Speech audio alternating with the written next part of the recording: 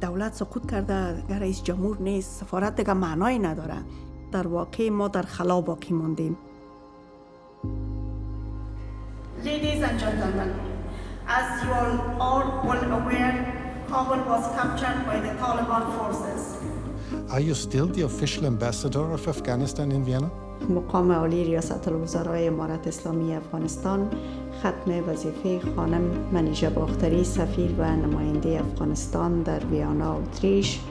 به هر حال آقای خپلواک، من از شما هدایت نمیگیرم و از امارت اسلامی شما همچنان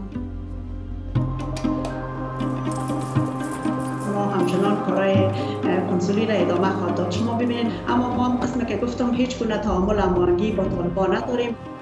The situation for women and girls in Afghanistan is deteriorating to unimaginable extent.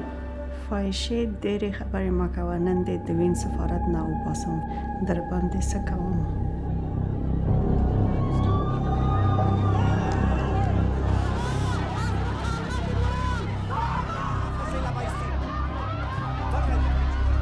کورس ریاضی هم هست که اگر بتونی کورس ریاضی بگیری و البته که برد خطر نباشد، در جایی که دختران مطیع پنهانی یک رقم بتانن به کورس برون.